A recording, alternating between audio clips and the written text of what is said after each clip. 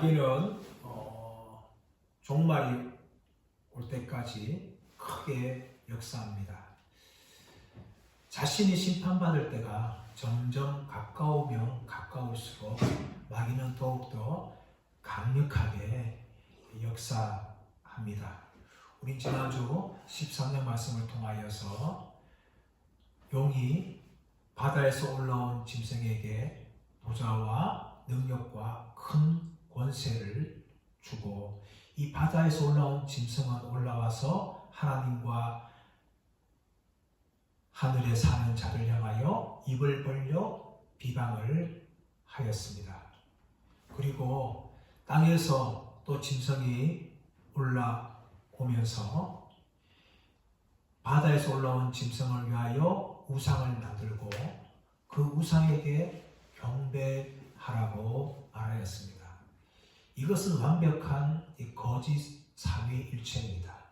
성삼일체 하나님께서 예수 그리스도에게 능력과 권세를 주셨듯이 용은 바다에서 올라온 짐승에게 자신의 권세와 능력을 주었습니다. 그리고 땅에서 올라온 짐승은 바다에서 올라온 짐승을 경배하라고 요구합니다. 이것은 성령 하나님께서 예수 그리스도를 높이는 것과 같습니다. 이렇게 용은 자신의 연합 세력을 구축하여서 하나님과 그의 백성을 비방하고 대적을 하였습니다. 그런데 이 땅에서 올라온 짐승은 바다에서 올라온 짐승을 위하여 우상을 만들 뿐 아니라 그에게 경배하고 하고 경배하지 아니하는 자들을 다 죽입니다. 그리고 짐승의 표를 가진 자 외에는 어느 누구도 매매하지 못하게 합니다. 그런데 이런 일들이 실제로 로마 제국 안에서 일어났습니다. 로마 황제를 숭배하게 하고 로마 황제를 숭배하지 아니하는 그리스도인들을 향하여서 온갖 핍박과 박해를 하였고 심지어 죽이기까지 하였습니다. 그리고 로마 숭배를 참여하지 않는 자들에게 이 경제 생활을 할 수 있는 것을 모든 것을 다 차단하고 박탈하였습니다. 그러므로 그리스도인들은 로마 제국 내에서 너무나 궁핍하였고 너무나 가난한 생활을 하였습니다. 사도 요한은 이렇게 요한계시록 13장에서 용과 그의 연합 세력들이 하나님과 하나님 백성들을 비박하며 대대적으로 공격하며 대적하는 모습을 보았습니다. 이런 환상을 보는 요한은 마음이 너무나 힘들었을 것입니다. 왜냐하면 이 환상을 보는 요한조차도 도미티안 황제 때에 유배를 당하여서 박모선에 갇혀있는 상황입니다. 자신의 처지도 이렇게 핍박받고 박해받는 상황에 처해있는데 13장의 환상을 통하여서 용과 그의 연합 세력이 하나님과 하나님의 백성들을 대적하며 공격하는 모습을 볼 때에 요한의 마음은 너무나 힘들었습니다. 그러나 하나님께서는 요한에게 그런 환상만 보여주신 것이 아니라 오늘 계시록 14장 말씀을 통하여 또 다른 환상을 보여주십니다. 계시록 14장 말씀은 14만 4천의 노래가 열립니다. 14만 4천은 천상에 있는 하나님의 백성들 교회의 모습입니다. 14만 4천이 하나님을 향하여 노래하며 찬양했다는 것은 마침내 교회가 모든 대적과 핍박을 이기고 승리하였다는 것을 보여주는 환상입니다. 그렇다면 왜 하나님께서 13장에 이런 용과 그의 연합 세력들의 이 반대와 대적을 보여주시면서 곧 이어서 14장의 환상을 보여주시는 것입니까? 그것은 무엇인가 하면 이미 우리가 결과를 알 때에 그 결과하는 사람들이 누리는 평안을 이미 허락하시는 것입니다. 우리가 스포츠 경기나 여러 가지 사건의 뉴스를 보게 되어지면서 이미 우리는 다 결과를 알고 있어요. 이 결과를 알고 있는 사람들은 그 사건을 다시금 리플레이하거나 아니면 요약한 하이라이트를 보면서 전혀 걱정하지 않습니다.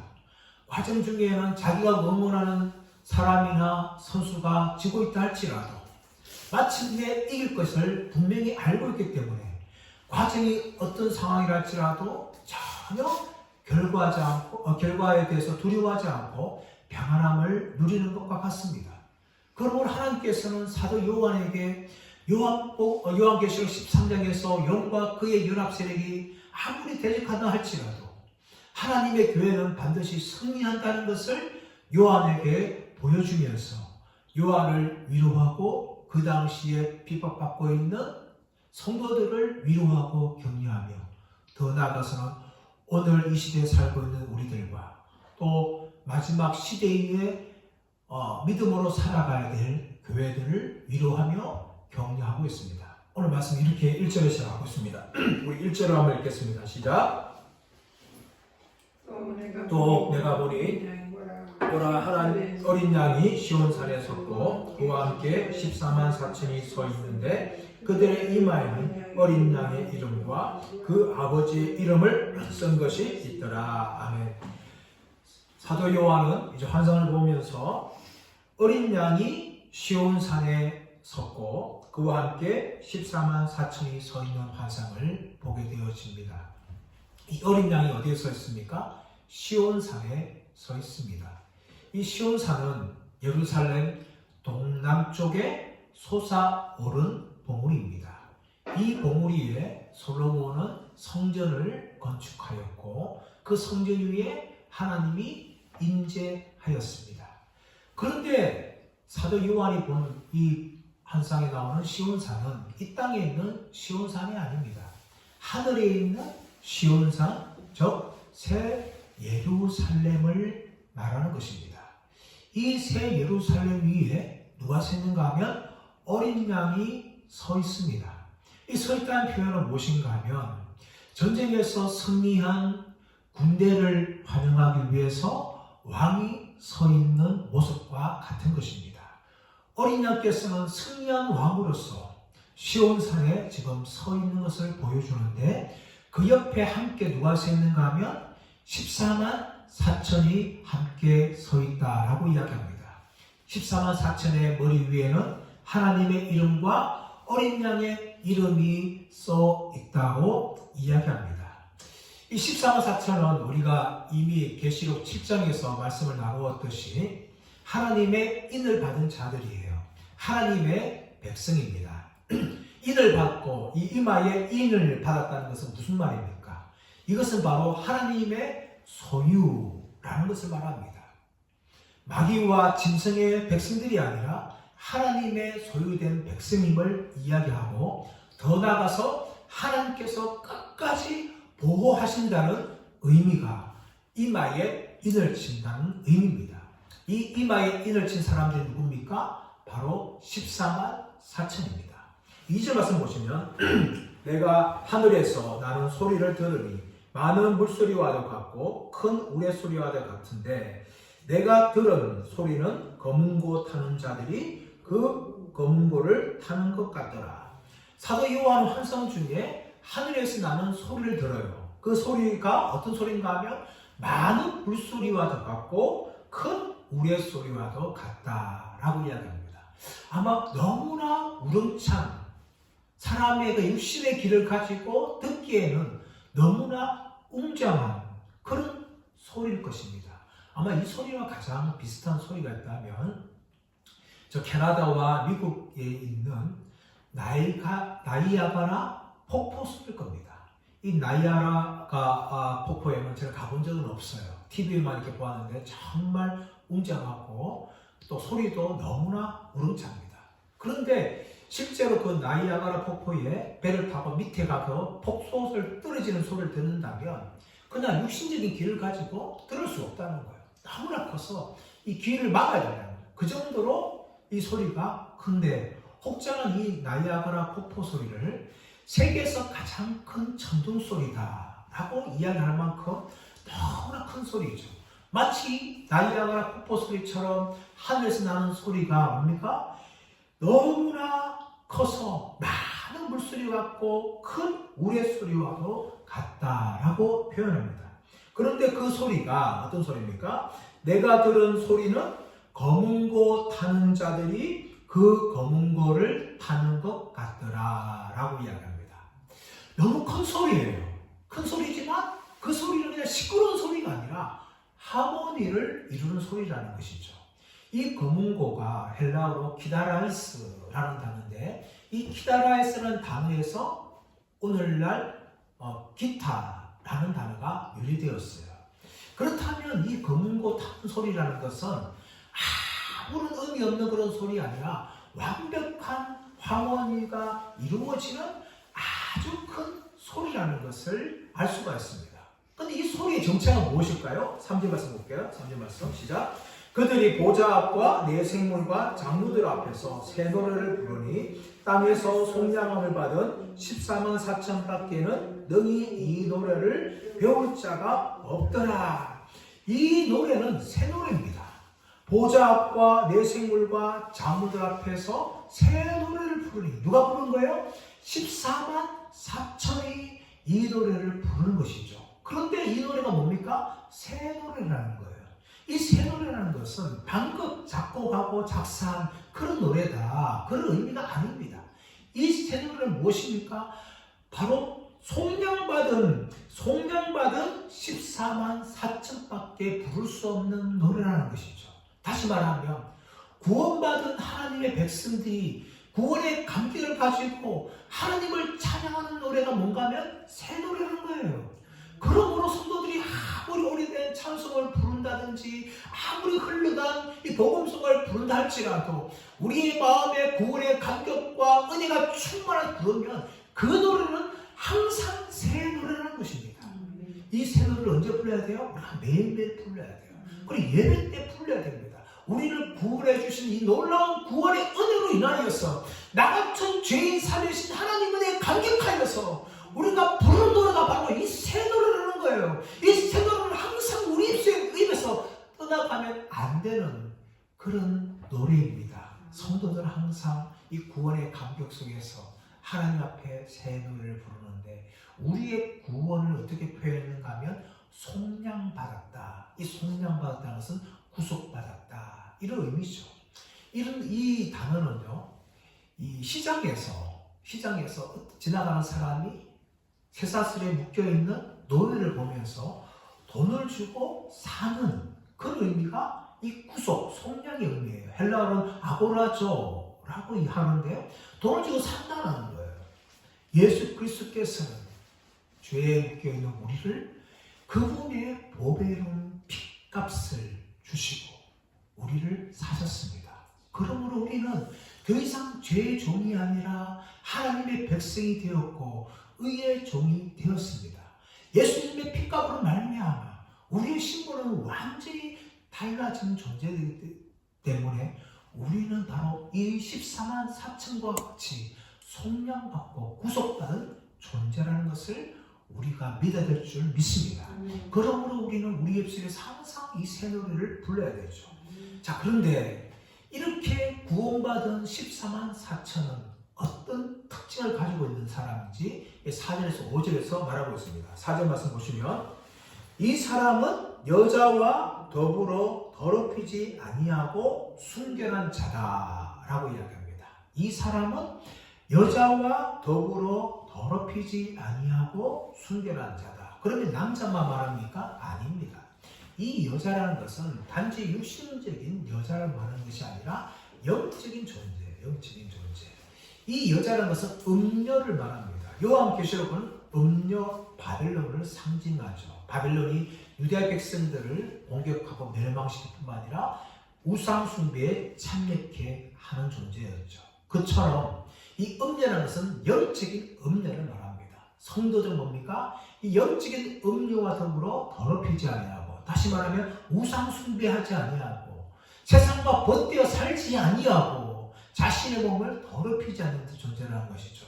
육신적으로만 아니라 영적으로 더럽히지 않는 존재가 바로 이 14만 4천, 오늘날 하나님의 진정한 백성이라는 것을 이야기합니다. 두 번째는 뭡니까? 어린 양이 어디로 인도하든지 따라가는 자녀. 14만 4천은 어린 양이 어디로 인도하든지 따라가는 자들입니다.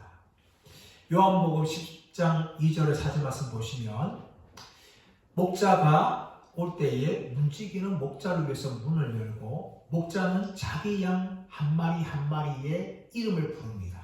그러면 그 양들은 목자의 음성을 아는 거로 자기의 이름을 부를 때에 나가고 목자가 인도하는 대로 따라가게 되어집니다. 이것이 바로 양들의 모습이에요. 마찬가지로 14만 4천은 어떤 사람들인가 하면 자기를 구원해 주신 어린 양이 누구인지를 알기 때문에 그 어린 양의 인도를 따라서 가는 사람들입니다. 세상을 살다 보면 누구를 따라가느냐에 따라서 인생이 완전히 달라집니다. 사기꾼을 따라가게 되어지면 자신의 인생이 완전히 망하죠. 마찬가지로 하나님의 백성들은 사기꾼, 영적인 사기꾼 마귀를 따라가는 것이 아니라 바로 우리를 구원해 주신 어린 양을 따라가는 존재들입니다. 그렇다면 어린 양의 인도를 받고 따라간다는 말은 무슨 말입니까? 바로 첫 번째는 그 어린 양을 전적으로 순종하고 신뢰하며 순종한다는 겁니다. 어린 양을 따라간 사람들은 다른 사람 말을 듣지 않아요. 오직 어린 양만 신뢰하고 어린 양만 따라가는 존재죠. 더 나아가서 이 어린 양의 인도를 받고 따라간다는 것은 어린 양이 걸어가신 길을 간다는 겁니다. 어린 양 예수 그리스도께서는 어떤 길을 가셨습니까? 십자가의 길을 가셨어요. 고난의 길을 가셨습니다. 좁은 길을 가셨습니다. 예수님께서는 산상수훈을 통하여서 하나님의 백성들이 바로 좁은 문을 가는 사람들이라고 말씀합니다. 우리는 고난의 길을 가는 사람들이에요. 이 세상에서 단지 잘 먹고 잘 살고 편안하게 살아가는 것이 아니라 예수가 가신 그 고난의 길을 걷는 사람들입니다. 그런데 그 고난의 길은 뭡니까? 멸망의 길이 아니라는 것이죠. 넓은 물로 들어가면 멸망의 길을 가지만 좁은 물로 들어가게 되어지면 그것은 생명의 길을 간다는 것이죠. 예수님이 걸어가신 그 고난의 길은 어떤 길입니까? 생명의 길이었어요. 비록 십자가에 죽으셨지만 그 십자가의 죽음은 부활과 성천으로 이어지는 것이죠. 생명과 영광을 누리는 길로 이어진다는 것입니다. 그러므로 성도들은 우리가 걸어가는 길은 타협의 길이 아니라 넓은 길이 아니라 죄짓는 길이 아니라 편한 길이 아니라 바로 이 고난의 길을 가야 돼요. 그럴 때에 성도들이 바로 예수님이 누리신 그 생명을 누리게 된다는 겁니다. 이것이 바로 14만 4천 하나님의 백성들이 어린 양의 인도를 받고 따라가는 것을 말합니다. 자, 세 번째, 사람 가운데서 속량함을 받아 처음 익은 열매로 하나님과 어린 양에게 속한 자들이다. 사람 가운데서 속량함을 받아 처음 익은 열매로 하나님과 어린 양에게 속한 자들이다. 14만 4천은 하나님과 어린 양에게 속한 자들이에요. 속한 자들인데 처음 익은 열매로 더해진 존재입니다. 출애굽기 23장 19절 말씀 보시면 처음 익은 열매를 하나님께 드리라. 그 처음 익은 열매 중에서 뭡니까? 가장 좋은 것을 구별하여 드림을 통하여 이 모든 것이 다 하나님께 속한 것입니다. 믿음으로 고백하는 겁니다. 마찬가지로 성도들은 사람 가운데에서 가장 좋은 존재, 처음 익은 열매로서 하나님께 드려진 존재예요. 소속이 달라진 존재죠. 신분이 달라진 존재입니다. 이런 사람들이 바로 14만 4천이라고 말합니다. 네 번째는 5절 말씀이 나오고 있는데 그 입에는 거짓말이 없고 흠이 없는 자들이다 라고 얘기합니다. 여러분, 거짓의 특징이 뭡니까? 바로 마귀입니다. 마귀. 요한복음 8장 44절에서 예수님께서는 마귀를 향하여서 거짓말장이요 거짓의 아비라고 말씀하셨습니다. 마귀의 특징은 거짓말이에요. 사기꾼들이 다 마귀의 특성을 가지고 있는, 다 하는 말들이 뭡니까? 거짓말을 진짜처럼 이야기하셨습니까? 마귀도 똑같은 존재예요. 그렇게 거짓말을 진짜처럼 그렇게 이야기하는 것이죠. 창세기 3장 말씀에서 우리는 잘 알고 있습니다. 뱀이 어떻게 하와를 유혹했는지. 하와야, 저 선악을 알게 하는 나무의 열매를 먹으면 너희 눈이 밝아서 하나님처럼 될 것이다. 그렇게 거짓말하였어요. 그래서 하와는 그 말을 믿고 선악을 알게 하는 나무의 열매를 먹고 자기 남편 아담에게 주었어요. 그 결과 어떻게 되었습니까? 눈은 밝아졌어요. 그런데 하나님처럼 되는 것이 아니라 하나님과 너무 멀어진 죄된 존재가 되고 말았습니다. 하나님의 영광스러운 형상으로 만들어진 아담과 하와가 그만 타락하고 난 것이죠. 이것이 바로 마귀의 거짓말이에요. 오늘날 마귀는 지금도 끊임없이 거짓말합니다. 그러나 14만 4천의 입에 뭡니까? 거짓말이 없는 거죠. 믿음의 성도들이 왜 거짓말하지 말아야 되는가 하면 그것은 마귀에 속한 겁니다. 그리고 나중에 요한계시록 말씀 나오시면 불과 유황에 던져진 자들 중에 누가 있는가 하면 거짓말한 자들이 있어요. 사기꾼들이 있는 거예요. 지옥에 들어가는 겁니다. 그만큼 거짓말의 죄는 쉬운 죄가 아니에요. 더 나아가서 이 14만 4천은 뭡니까? 흠이 없는 자예요. 흠이 없는 자. 우리는 죄된 존재죠. 지금도 죄를 짓고 살아가요. 그런데 왜 흠이 없습니까? 바로 예수님을 믿는 순간 예수님의 의가 우리에게 입혀진 거예요. 비록 죄인이지만 의의 옷을 입었기 때문에 하나님 앞에서 의롭다, 흠이 없다 라고 인정을 받게 되어지는 겁니다. 그리고 이 땅에 살다가 우리는 죽어서 천국 가게 되지만 완전한 영화, 말 그대로 흠이 없는 존재가 되는 거죠. 그것이 바로 하늘에 있는 14만 4천의 모습이라는 것입니다. 이 땅에 있는 존재들이 아니라 천상의 교회의 모습이라는 것을 사도 요한은 말하고 있는 것입니다. 이처럼 하나님께서는 사도 요한의 눈을 들어서 이 하늘에서 14만 4천이 하나님을 향하여 찬양하는 새 노래를 올려드리는 모습을 보여주면서 너희가 핍박을 받지만 마침내 이 천상의 교회들처럼 승리하여서 새 노래로 하늘에서 찬양할 것이다 라는 것을 지금 사도 요한에게 보여주시면서 위로하고 격려하고 있는 것입니다. 이어지는 내용은 새 천사가 메시지를 주는 것인데 첫 번째 천사가 메시지를 줍니다. 우리 6절 7절 말씀을 볼까요? 시작. 또 보니 다른 천사가 공중에 날아가는데 땅에 거주하는 자들 곧 모든 민족과 종족과 방언과 백성에게 전할 영원한 복음을 가졌더라. 이 세 천사 중에서 이제 처음 천사가 등장하는데 공중을 날아가요. 날아가는데 그가 무엇이 있는가 하면 영원한 복음을 가지고 있다는 거예요. 영원한 복음. 여러분, 복음은 불면의 복음입니다. 복음은 달라지지 않아요. 그리고 희미해지지 않습니다. 영혼이 변하지 않는 복음이 바로 예수께서 우리를 구원해 주신 그 소식인데 이 첫 번째 천사가 영원한 복음을 가지면서 공중을 날아가고 있는데 누구한테 전하는가 하면 땅에 거주하는 자들에게 전하는 복음입니다.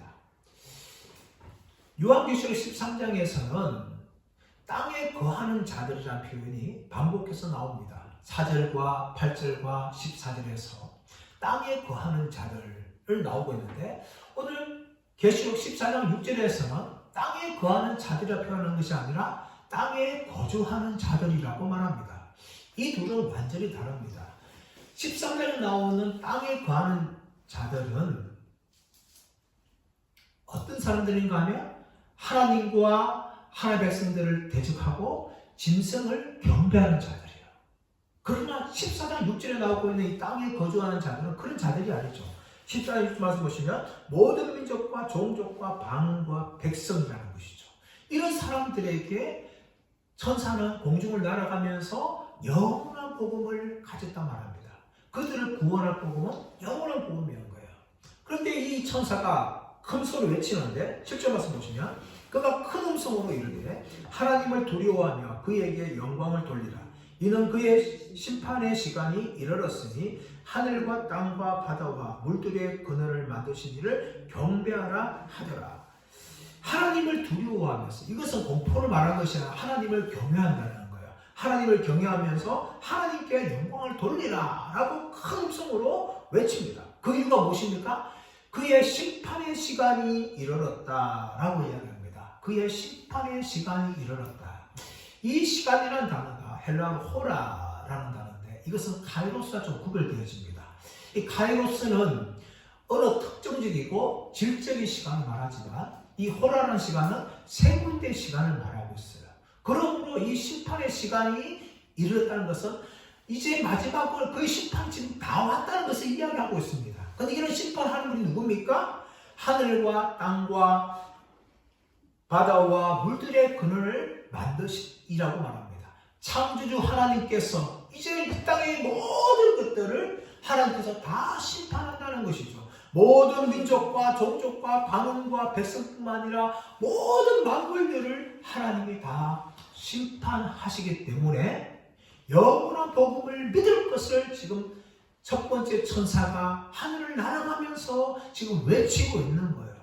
여러분, 이것이 바로 중요한 것이죠. 두 번째로 또 다른 천사가 등장하는데 8절 말씀 보십시오. 8절 말씀 시작. 또 다른 천사 곧 둘째가 그 뒤를 따라 말하되 무너졌도다 무너졌도다 큰 성 바벨론이요 모든 나라에게 그의 음행으로 말미암아 진노의 포도주를 먹이던 자로다 하더라. 아멘.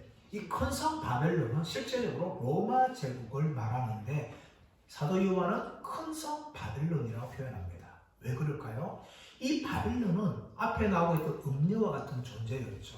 유대의 나라를 멸망시킬 뿐만 아니라 우상 숭배에 참여하게 합니다. 그리고 이 우상 숭배는요, 유대 나라뿐만 아니라 옆에 주위에 있는 모든 나라, 자신이 정복한 모든 나라를 향하여서 우상 숭배하는 것이죠. 다니엘 3장 말씀 가보시면 무엇이 나옵니까? 느부갓네살 왕이 두라 평지에 자신의 금신상을 크게 짓습니다. 그리고 모든 백성, 바벨론 제국의 모든 백성을 향하여서 이 자신이 세운 이 금신상 위에 절하라. 우상 숭배를 그렇게 명령을 하는 것이죠. 잡혀온 모든 사람들이 다 그 우상 앞에 절을 해야 되는 상황에 이르는 것입니다. 그뿐만 아니라 이 벨사살 왕은 자신이 다스리고 있는 모든 백성들 중에 귀족들을 불러가지고 잔치를 벌이는데 그 잔치의 그릇이 뭡니까? 예루살렘 성전에서 가져온 그릇이에요. 하나님께 제사 드리는데 사용하는 그 그릇들을 가지고 자신이 섬기는 그 바벨론 신들을 향하여 절을 하고 경배하고 기뻐하는 그 잔치를 벌이고 있어요. 그때 손가락에 나와서 메레메레 대결 우바르시, 네가 저울에 달아봤는데 너를 저울에 달아 너무나 가볍다. 그렇게 하나님이 선하심을 통해서 이 바벨론을 멸망시키십니다. 하나님께서는 오늘 말씀 보시면 이 진노의 포도주를 먹이는 자, 이 바벨론을 향하여서 하나님이 심판하시면서 무너졌도다 무너졌도다 큰 성 바벨론이요 라고 선언하십니다. 두 번이나 강조하시면서 반드시 되어진다는 것을 하나님께서 선언을 하시는 것이죠. 세 번째 천사가 이야기합니다. 세 번째 천사 9절. 또 다른 천사 곧 셋째가 그 뒤를 따라 큰 음성으로 이르되 만일 누구든지 짐승과 그의 우상에게 경배하고 이마에나 손에 표를 받으면 10절 그도 하나님의 진노의 포도주를 마시리니 그 진노의 잔에 섞인 것이 없이 부은 포도주라 라고 이야기합니다. 하나님께서 누구를 심판하시는가 하면 짐승을 경배하고 짐승의 표를 받은 자를 향하여서 하나님이 심판하시는데 그 하나님 심판은 뭡니까? 진노의 포도주라는 거예요. 진노의 포도주. 근데 그 포도주는 어떤 포도주인가 하면 그 진노의 잔에 아무것도 섞지 않은 거예요. 이 포도주의 농도가 있지 않습니까? 포도주의 농도가 있는데 그 포도주의 농도는 물을 얼마나 넣느냐에 따라서 달라지는 겁니다. 우리도 매실 먹을 때 일반적으로 매실 원액을 먹을 때가 있고 또 너무 진한 물 타서 먹지 않습니까? 물을 타면 탈수록 그 포도주나 매실의 농도가 옅어지는 것이죠. 그런데 하나님께서 쏟아부으시는 진노의 포도주는 아무것도 넣지 않은 거예요. 이것은 무슨 말입니까? 하나님의 심판이 그토록 강렬하다는 것이죠. 하나님이 우상 숭배하는 자들, 짐승에게 경배하고 짐승의 표를 받는 자들을 향하여서 하나님께서 아무것도 썩지 않은 진노의 포도주를 하나님이 퍼부으신다는 것을 말씀을 하고 있습니다. 여러분, 이것은 하나님께서 보복하는 것이 아닙니다. 하나님의 사랑을 거절하는 자들을 향하여 나타나는 하나님의 인격적인 반응이죠. 그것이 바로 하나님의 진노입니다. 이 하나님의 진노는 아무것도 썩지 않은 그런 진노를 하나님께서 행하시는데 바벨론뿐만 아니라 그 주위에 있는 모든 자들 향하여서 하나님이 심판을 하시는데 어떤 심판을 하시는가 하면 10절 하반절 말씀 보시면 거룩한 천사들과 어린 양 앞에서 불과 유황으로 고난을 받으리니 11절 초반 그의 그 고난의 연기가 세세토록 올라가리로다 라고 이야기합니다. 거룩한 천사들과 어린 양 앞에서 불과 유황으로 고난을 받는다는 거예요. 마치 창세기 19장에 나오는 소돔과 고모라를 불과 유황으로 심판하셨듯이 하나님이 그들을 심판하셔서 고난을 받게 하시는데 고난의 연기가 세세토록 올라간다는 겁니다. 고난의 연기가 세세토록 올라간다는 거예요. 우리는 계시록 8장 4절에서 향연이 성도의 기도와 함께 천사의 손으로부터 하나님께 올라가는 장면으로 말씀을 나누었어요. 그런데 오늘 이 11절 말씀에서는 완전히 달라졌던 거죠. 뭐가 올라가요? 고난의 연기가 세세토록 올라간다는 거예요. 세세토록은 뭡니까? 영원히 올라간다는 겁니다. 여러분 이것은 무엇을 보여주는가 하면 마치 이 지옥의 모습을 보여주는 것입니다. 신약 성경에서 지옥을 게헨나라고 표현합니다. 이 게헨나에 해당하는 이스라엘 지역이 어딘가 하면 흰놈의 골짜기라는 곳입니다. 이 흰놈의 골짜기는 구약 성경에 보시면 몰렉이나 이 우상을 향하여서 자신의 자녀들을 불태워 제사 드린 곳이었어요. 그리고 이 흰놈의 골짜기에서는 쓰레기나 오물을 태워서 항상 쾌쾌한 냄새와 함께 검은 연기가 항상 올라갔어요. 그래서 보면 사람들은 지옥이 있다면 바로 저 흰놈의 골짜기다, 게헨나다, 그렇게 흰놈의 골짜기를 불렀던 것이죠. 여러분 이 지옥은 어떤 곳입니까? 불과 유황이 항상 불타는 곳이, 그것이 지옥이라는 것이죠. 더 나아가서 11절 하반절 와서 보시면 짐승과 그의 우상에게 경배하고 그의 이름표를 받는 자는 누구든지 밤낮 쉼을 얻지 못하리라. 여러분 지옥은 또 한 가지 특징이 있는 것이 무엇인가 하면 밤낮 쉼을 얻지 못한다는 거예요. 여러분 그것이 지옥입니다. 오늘날 사람들이요 이 땅을 살아가면서 참 힘든 일 많고 고난이 많은 사람들이 하는 건 뭔가 하면 아니 죽고 싶다, 죽고 싶으면 쉬고 싶다, 이렇게 표현할 때가 참 많습니다. 여러분 그것은 이 지옥이 어떤 곳인지를 전혀 모르는 거예요. 이 땅에서 아무리 고난 당하고 이 땅에 아무리 지옥 같다고 표현한다 할지라도 하나님께서 심판하실 그 지옥은 이 땅과 비교할 수가 없는 거예요. 불과 유황이 항상 타서 영혼을 태우고 그리고 쉬지 못하는 것이 바로 지옥입니다. 누가복음 16절 말씀 가보시면 부자와 나사로 이야기가 나오지 않습니까? 부자가 불꽃 가운데서 내가 이 고난 당하였으니 제발 나사로 손가락에 물을 찔러서 내 혀를 선하게 주옵소서. 그것이 바로 지옥의 고통이었어요. 부자는 이 땅에서 영혼이 자살했지만 죽어서 지옥 가고 말았어요. 그런데 그 지옥에서는요 이 땅에서 잔치하는 것이 아니라 영원히 고통당하는 그 고통을 지옥이 당하고 있는 거예요. 이것이 또 지옥의 모습입니다. 마지막 날에 하나님께서 짐승을 경배하고 짐승의 표를 받는 자들이 처할 곳은 불과 유황이 타는 것이고 영원히 쉼이 없는 지옥이라는 것을 하나님께서 우리에게 보여주고 있는 것입니다. 그렇다면 여러분 이런 지옥에 가지 않기 위해서 성도들은 어떻게 해야 될까요? 12절 말씀 시작. 성도들의 인내가 여기 있나니 그들은 하나님의 계명과 예수에 대한 믿음을 지키는 자니라 라고 이야기합니다. 이 부분을 새 번역에서는 이렇게 번역합니다. 성도들은 하나님의 계명과 예수에 대한 믿음을 지키기 위해서 인내가 필요하다 라고 이야기합니다. 성도들은 하나님의 계명과 예수에 대한 믿음을 지키기 위해서 인내가 필요하다는 것이죠. 이미 우리는 요한계시록 13장 10절에서 성도들이 지켜야 할 것은 믿음과 인내라는 것을 우리가 말씀을 살펴본 적이 있습니다. 마지막 시대에 끝까지 승리하기 위해서는 하나님의 계명과 예수에 대한 믿음을 지키기 위해서 우리는 인내를 가져야 됩니다.